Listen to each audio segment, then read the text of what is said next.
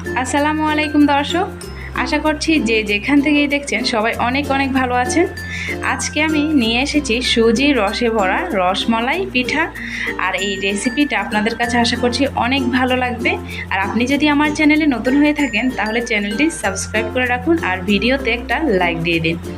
চলে যাচ্ছি রান্নায়। এখানে আমি একটা প্যান বসিয়ে দিয়েছি আর দিয়ে দিচ্ছি 2 টেবিল চামচ চিনি। এখানে আমি ক্যারামেল তৈরি করে নেব। আর এখন চিনিটা আমি সাথে সাথে নেড়ে দিই নেই, চারপাশ থেকে একটু গলে এসেছে। এরপর নেড়ে আমি আমার পছন্দ মতো কালার নিয়ে ক্যারামেলটা তৈরি করে নিয়েছি। এরপর দিয়ে দিচ্ছি 2 কাপ পরিমাণ গরম দুধ। আর দুধটাকে আমি খুব ভালো করে ফুটিয়ে নিয়েছি। এরপর আমি এখন এখানে অ্যাড করছি এলাচ গুঁড়ো 1 চিমটি পরিমাণ। আপনার যদি পছন্দ না হয় সেক্ষেত্রে আপনি এটা স্কিপ করতে পারেন। এরপর দিয়ে দিচ্ছি 1/4 কাপ চিনি। আপনি যদি কম মিষ্টি খান সেক্ষেত্রে কমিয়ে বাড়িয়ে দিতে পারেন। এরপর পরিমাণ মতো লবণ দিয়ে দিয়েছি। এখন দিয়ে দিচ্ছি 1/4 কাপ গুঁড়ো দুধ। মালাইটা হালকা একটু ঘন হতে হবে, এজন্য গুঁড়ো দুধটা এখানে ব্যবহার করেছি। আমি প্রায় 4-5 মিনিটের মতো এই মালাইটাকে ফুটিয়ে চুলা থেকে নামিয়ে রেখেছি। এখন আমি অন্য আরেকটা প্যানে দিয়ে দিয়েছি 1 চা চামচ পরিমাণ ঘি। আপনি চাইলে এর পরিবর্তে সয়াবিন তেলটা ব্যবহার করতে পারেন। এরপর দিয়ে দিয়েছি 1/2 কাপ পরিমাণ সুজি। এখন সুজিটাকে আমি হালকা করে ভেজে নেব। এভাবে ঝরঝরে হয়ে এলে আমি এখানে অ্যাড করব 1 কাপ দুধ। আর দুধটাকে আমি বারে বারে মেশাবো, একবারে দিয়ে দেব না। প্রথমে অর্ধেকটা দিয়ে একটু নেড়ে নিচ্ছি।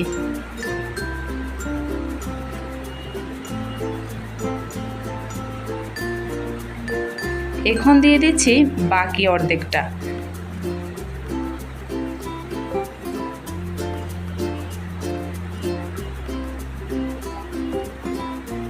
এরপর এখানে সুজির সাথে দিয়ে দিচ্ছি সামান্য পরিমাণ লবণ আর দিয়ে দিচ্ছি 2 টেবিল চামচ পরিমাণ চিনি। এখন সবগুলোকে মিশিয়ে খুব ভালো করে সুজির একটা খামির তৈরি করে নিব। এখন চুলা থেকে এই সুজিটাকে নামিয়ে নিব। আর কিছুক্ষণ ঠান্ডা হবার পর এই সুজিটাকে খুবই ভালো করে মথে নিতে হবে। এতে করে সুজির যে মিষ্টিগুলো আমি তৈরি করব ওগুলি খুবই সফট হবে। এখন দিয়ে দিচ্ছি 1/2 চা চামচ বেকিং পাউডার। আর হাতে আমি সামান্য পরিমাণ তেল নিয়ে নিয়েছি।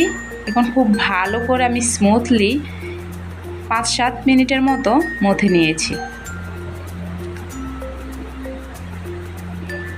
এখন এখান থেকে আমি কিছুটা সুজি হাতের তালুতে এভাবে নিয়ে গোল করে হালকা চ্যাপটা করে শেপ দিয়ে নিব। আপনি আপনার পছন্দ মতো শেপ দিয়ে নিতে পারেন, লম্বাটে করেও দিতে পারেন। এভাবে করে আমি সবগুলি পিঠা তৈরি করে নিয়েছি। এবার এগুলোকে ফ্রাই করব। পরিমাণ মতো তেল হালকা গরম করে নিয়েছি। এখন একে একে সব পিঠাগুলি এখানে দিয়ে দিয়েছি। আর চুলার আঁচ কিন্তু লো থেকে মিডিয়ামের মাঝামাঝি আছে। এরপর আমি পিঠাগুলোকে উল্টিয়ে দিয়েছি। হালকা লাল লাল করে এই পিঠাগুলো ভেজে নেব। এখন সবগুলি পিঠা তুলে নিয়েছি।